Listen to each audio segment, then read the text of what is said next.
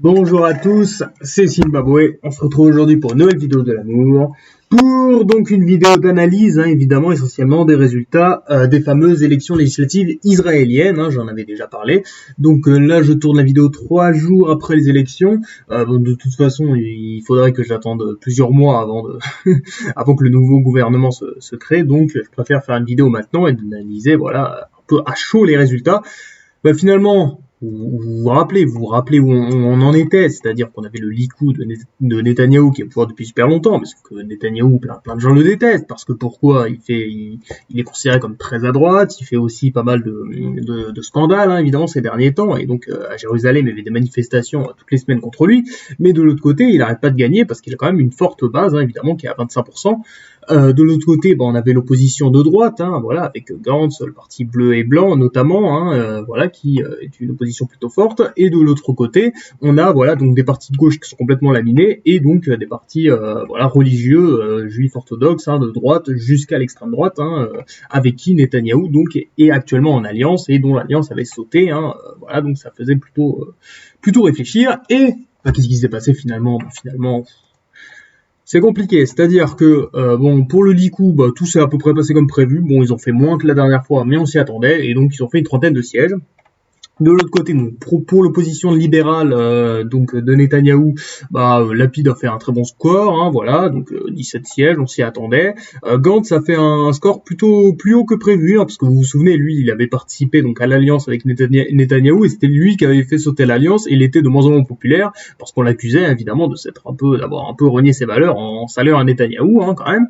Et finalement, il a fait 8 sièges, donc on est très loin d'il y a quelques années, souvenez-vous, quand il faisait 30 sièges.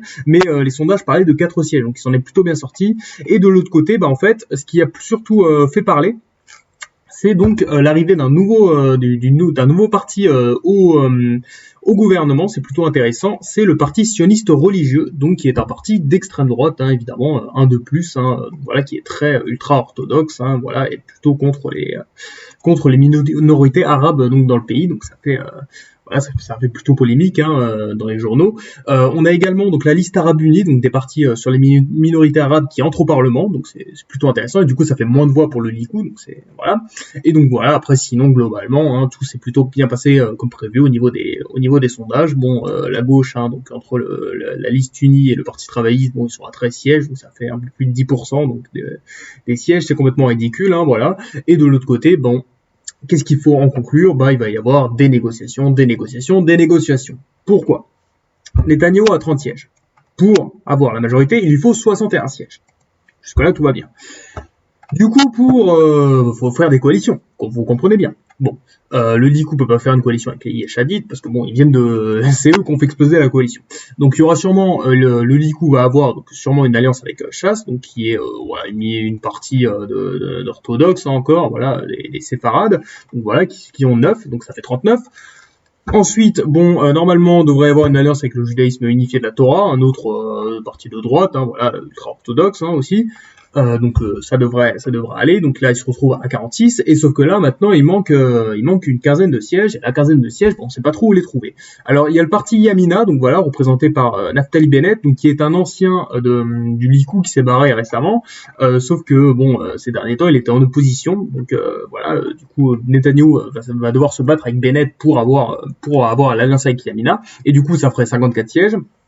Et ensuite, pour les derniers sièges, il y a plusieurs options. Alors Netanyahou peut aller draguer donc le nouveau parti, le parti sioniste religieux, voilà, qui est très très très à droite, évidemment, voilà. Et de l'autre côté, il peut aussi draguer donc les listes arabes. Le problème, c'est que si Netanyahou arrive à avoir le soutien des partis arabes, le problème c'est qu'il aura pas l'appui des partis religieux d'extrême droite, parce qu'entre les deux, ils s'aiment pas trop.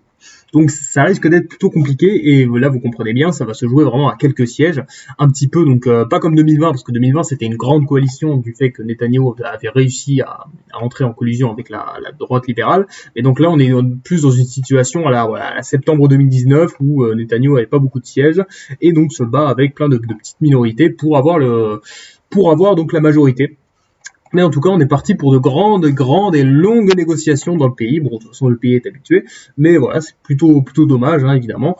Et donc Netanyahou, voilà, au pouvoir depuis 12 ans, et va peut-être rester, peut-être pas.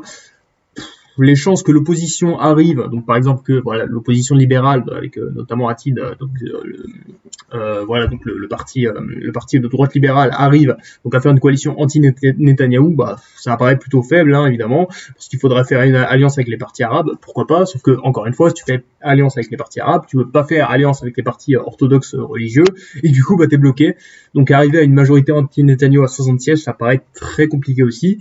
Et du coup, bah, on est parti pour de longues négociations, voilà, donc comme le pays le connaît depuis maintenant 2 ans, voilà, 4 législatives. Et qui sait, peut-être que dans quelques mois, on aura de nouvelles législatives, encore une fois, hein, évidemment, et je vous en parlerai, bien entendu. Et bien voilà pour les élections israéliennes. C'était pas les élections les plus simples hein, dont on est parlé. C'était Zimbabwe. Merci d'avoir regardé.